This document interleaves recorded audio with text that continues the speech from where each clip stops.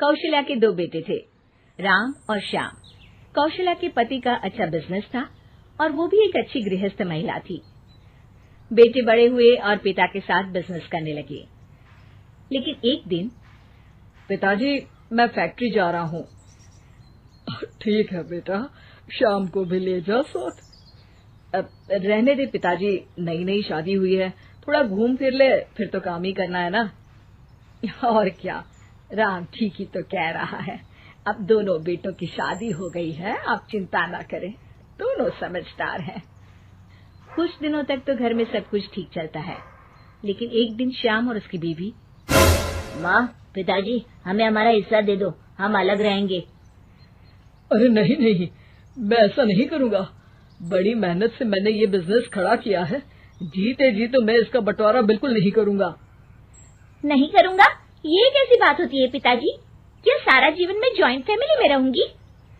अरे पर बेटा, हमारे घर में इतने नौकर चाकर हैं, न किसी चीज की पाबंदी है, फिर क्यों अलग होना चाहती हो?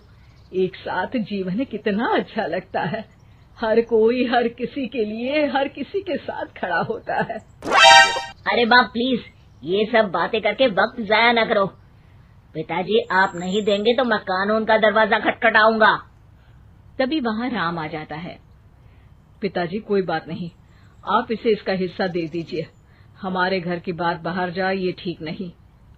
और हाँ, मुझे पिताजी के कपड़े वाला कारोबार चाहिए जिसमें मुनाफा ज्यादा है। लेकिन एक वही तो कारोबार है जिससे हमारा घर अच्छे से चल रहा है, बाकी तो हम अभी एस्टैब्लिश कर रहे हैं बेटा। देखिए पिताजी, वो कुछ मैं नहीं जानता, घर चले या नहीं, मुझे बस चाहिए मतलब चाहिए। हाँ। सब श्याम को समझाने की कोशिश करते हैं, लेकिन वो मानता ही नहीं। ठीक है, अगर तुम्हारी यही मर्जी है तो यही सही, लेकिन मेरी भी एक शर्त है, ये लेकर तुम इस घर में दोबारा कदम नहीं रखोगे। हाँ हाँ, तो रहना भी कौन चाहता है? अरे कैसी बातें कर रहे हैं जी, मैं कैसे श्याम के बिना रहूंगी। आप ठीक है माँ, चलो हमारे साथ रहना। लेकिन बेटा, मैं परिवार के बिना भी नहीं रह सकती।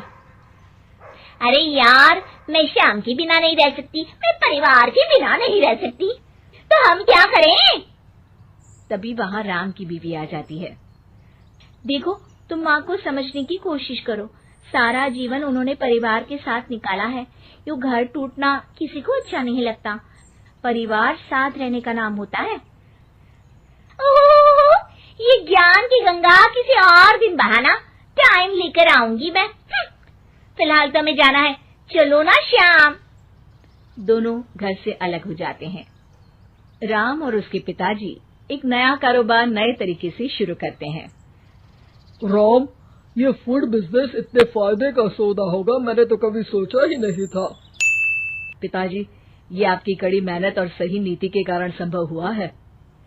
घर के सारे एक साथ बैठकर खाना खा रहे होते हैं कि तभी आज श्याम की बहुत याद आ रही है। क्या तुम में से कोई मुझे उससे मिलवाने ले चलेगा? कोई जरूरत नहीं है।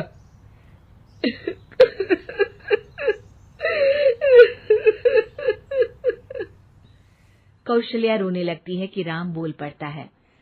माँ रो मत, मैं आपको कल उसके घर ले चलूंगा। अगली शाम दोनों श्याम के घर जाते हैं, जहाँ श्याम की बीवी साड़ी नहीं बल्कि स्कर्ट पहनी होती है। साथ में उसका भाई और माँ भी होते हैं। अरे आप लोग आइए आइए, मेरी माँ और भाई भी आए हुए हैं यहाँ पर। अब श्याम कहाँ है? वो दिखाई नहीं दे रहा। श्याम को देखने के लिए आंखें तरस रही है। अरे माँ जी, वो ना आज थके हैं तो सो गए हैं।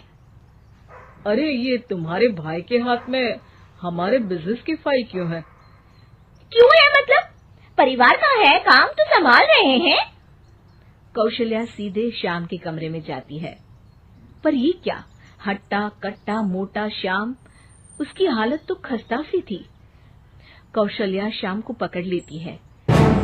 अरे बेटा, क्या हुआ? ये हालत क्या बना रखी है? श्याम सामने खड़े राम के गले लग जाता है। भैया मुझे माफ कर दो, मैं परिवार की किस्मत नहीं समझ पाया। और आपके खिलाफ हो गया। अरे पर हुआ क्या है? तब पीछे से श्याम की बीवी आ जाती है। होना क्या है और होगा क्या? कैसी बातें कर रहे हैं आप? चलिए ड्राइंग रूम में, मैं आप लोगों के लिए चाय नाश्ता बना देती हूँ, फिर फुटो यहाँ से। श्याम उन लोगों को बताने ही वाला होता है, लेकिन उसकी बीवी और भाई के आ जाने के कारण वो कुछ नहीं बता पाता। जब राम और कौशल्या वहां से जाने वाले होते हैं तो श्याम बोल पड़ता है, माँ भैया रुक जाओ ना थोड़ी देर। तभी उसकी बीवी आ जाती है। हाँ हाँ रुके तो थे, अब उन लोगों को अपने घर भी तो जाना है ना। क्यों माँ? दोनों वहां से चले जाते हैं, लेकिन रास्ते में माँ और राम दोनों के ही दिमाग में श्याम की बेचारे वाली तस्वीर घूम रही होती है। राम, क्या हाल है श्याम का? मजे कर रहा होगा जिसके लिए वो अलग हुआ है। नहीं पापा, श्याम की हालत काफी खराब है। ये बोलकर वो सारा किस्सा पिता के सामने रख देता है।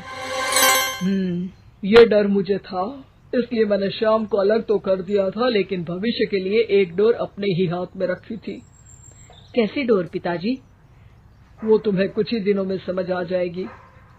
एक दिन एक वकील उन लोगों के पास आता है। नमस्ते सर, आपको जो डर था वही हुआ। श्याम ने अपनी सारी प्रॉपर्टी को बीवी के नाम कर दिया है। तभी वहाँ श्याम रोते हुए आता है।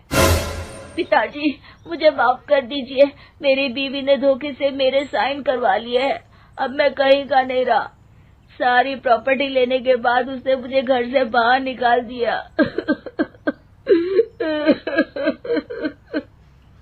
कोई बात नहीं बेटा, तुझे अकल आ गई, यही बहुत है। लेकिन आपका मेहनत से बनाया कारोबार मेरे कारण चला गया। मैंने कोई कच्ची गोली नहीं खेली है बेटा। तभी वकील बोल पड़ता है। आपकी कोई भी प्रॉपर्टी आपके पिता और भाई के साइन के बिना आप किसी को नहीं दे सकते। इसी शर्त में आपको वो कारोबार दिया गया था। अरे वाह पिताजी, आप ग्रेट हो। वैसे भी इतनी मेहनत से खड़ा किया हुआ कारोबार मैं ऐसे ही किसी को थोड़ी ना दे सकता था। और बेटा, सुबह का भूला शाम को वापस आ जाए तो उसे भूला नहीं कहते, श्याम कहते हैं।